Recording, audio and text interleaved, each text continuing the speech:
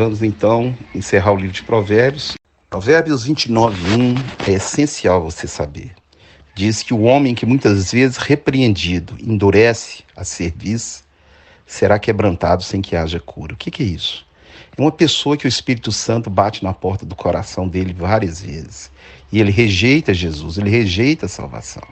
Exemplo bíblico, o faraó do Êxodo é um exemplo.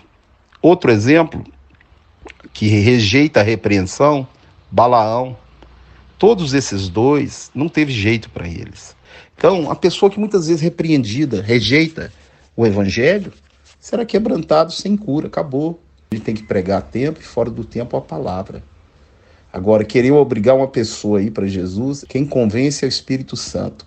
E muitas vezes o Espírito Santo bate no coração e a pessoa fala não. É isso aí que está falando. Ele é repreendido, ele sabe que está errado, ele sabe que está no pecado, mas ele não quer arrepender e não quer abrir a porta do coração para Jesus. Então ele vai ser quebrantado sem que haja cura.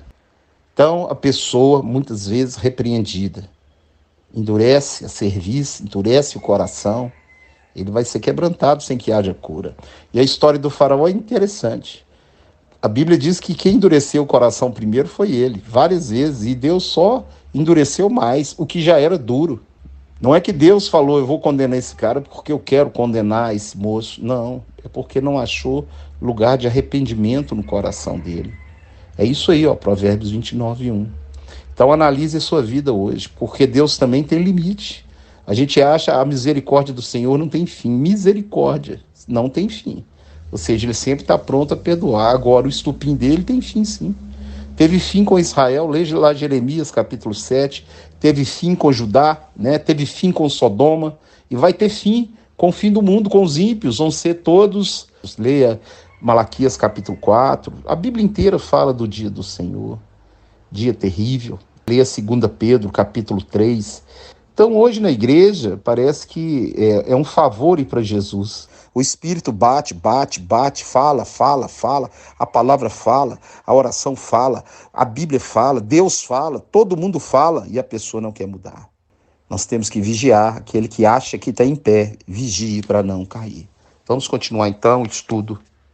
Verso 2 fala o que está acontecendo aí no Brasil, está multiplicando perverso. E não é só, e o povo vai suspirar, e não é só no Brasil não, é no mundo inteiro. O ímpio governa, o povo geme, suspira. Quantidade de evangélico que voltou nesse lixo desse partido das trevas, que apoia aborto, que apoia isso tudo.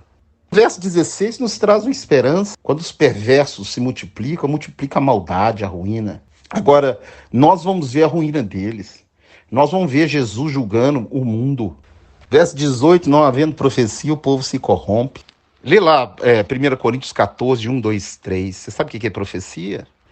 Profecia é quando a palavra de Deus é pregada, vidas se convertem. Profecia é quando você vai num culto, você escuta a palavra, fala tudo que esse pastor falou na palavra, é para mim, é a minha vida. Ele está falando a minha vida usando a palavra. Profecia é na palavra, vai edificar, exortar e consolar. Por isso que Deus fala para você buscar esse dom. E quem guarda a lei é feliz. Quando fala guardar, é guardar e praticar, tá? Leia Tiago 1:22. Sejais, pois, praticantes da palavra e não simplesmente ouvintes, e você vai ser feliz. Verso 23 diz que a soberba do homem o abaterá, a humildade de espírito trará para a pessoa a honra. E agora vamos para o Provérbios 30. Então esse Agur e Lemuel, ninguém sabe com certeza quem são. Uns dizem que o Lemuel é o próprio Salomão, mas não pode afirmar isso.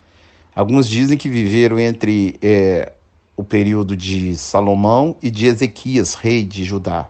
Agora também não tem afirmação. Agora são palavras de sabedoria, são provérbios também, importantes a gente saber e meditar neles.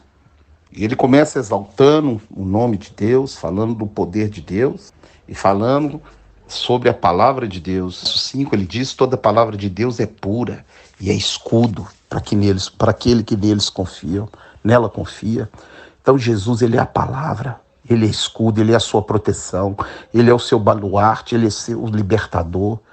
Ele é a sua fortaleza, é a rocha em quem você tem que depositar a sua confiança. Ele é a palavra. Aí, ó. E no 8 ele fala algo interessante. Para Deus não dá nem riqueza e nem pobreza, mas dá o sustento de cada dia. Essa tem que ser a nossa oração. Então você tem que saber que prosperidade é ausência de necessidade. E isso Deus vai te dar até o último dia da sua vida. Aprende aí com o Provérbios o que ele está pedindo. Agora ele vai fazendo conjecturas, né? 3 coisas, 4 que eu não sei, né? Ele fala sobre a formiga que trabalha, ele fala sobre o caminho da águia no céu. Né? A águia não deixa caminho no céu, você não consegue ver. E assim é Deus na sua vida. Você pode fazer plano, mas a resposta certa vem dos lábios dele. Águia diz a respeito a Deus. Então, quando fala aí no Provérbios que ele não sabe o caminho da águia no céu, é que ele não sabe quais são os caminhos que Deus tem para a sua vida. Então, você tem que descansar no Senhor, confiar no Senhor. Acredita nele, você não sabe qual o caminho para onde ele vai te levar. O que você tem que falar é: eis-me aqui, está disposto a obedecer e a servir. Ele que é Senhor da sua vida, que te comprou, que te resgatou, que te tem como filho, que te toma pela mão direita. Você não sabe o caminho. Ele é soberano, ele é o Senhor. Então descansa nele, espera nele. Você não sabe o caminho. A gente pode fazer conjecturas, né? Supor isso, supor aquilo, ver as profecias bíblicas, analisar se estamos perto ou longe do final, mas você não sabe o caminho. O que você sabe é o que está escrito. É interessante que em Nínive, Deus mudou de ideia, falou que ia destruir lá e deu mais tempo, mais 100 e tantos anos para Nínive. Aquele povo arrependeu e foi salvo. Deus tem prazer em salvar pessoas. Lá em Sodoma, Abraão pediu 10, ele não achou 10. Se tivesse 10, a história de Sodoma seria diferente. Mas ele não achou 10. Nós estamos caminhando para uma apostasia. Aliás, já estamos dentro de uma apostasia na igreja de proporções catastróficas. Um crente igual ao mundo, igualzinho, quase não tem diferença. Aliás, costuma estar pior, porque usa o nome de Deus. É isso aí que virou o evangelho. Isso. A palavra evangelho é boas novas. Será que essas são as boas novas? A igreja dele foi comprada pelo sangue dele e ele vai trazer um avivamento. Eu creio nisso. Eu oro por isso. E se eu não ver isso, eu vou morrer pedindo isso. Porque eu não quero ver ninguém se perdendo. Não quero. Não tenho prazer na morte de ninguém. Zero. Não tenho. Eu gostaria que todos se convertessem.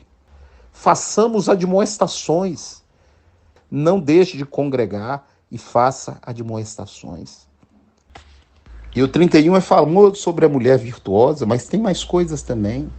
Fala do rei justo que abre a boca, julga os pobres com retidão e justiça. E a mulher virtuosa, né? Quem a achará? Seu valor vale muito mais do que pérolas, né? Quem é uma mulher virtuosa? Né? É a mulher de Provérbios 31, a mulher de Efésios, capítulo 5, 24. Ela é submissa ao marido. É a mulher que sabe que o papel dela, lê lá Provérbios 14, 1, é a família. Essa é a virtuosa. É a mulher que não quer competir com seu marido como se fosse outro homem. É a mulher que não é feminista, mas é feminina. É a mulher que educa os seus filhos na palavra. Lê lá Deuteronômio 6, 6. O que você tem que fazer, mulher? Está escrito lá. Essa é a mulher virtuosa. Mulher não pode ser cabeça. Não pode ser cabeça de igreja. Não pode ser cabeça. Não pode. Deus não deixou isso. Isso não vai mudar. Não vai. A mulher que edifica a casa, não é o homem. Farei para você uma ajudadora. Pronto. Claro, vai ter ajudadora. As mulheres da igreja são melhores que os homens, porque tem mais fé, ajuda mais. Mas não pode ser cabeça. Isso não vai mudar. Que Deus te abençoe e te guarde. Em nome de Jesus.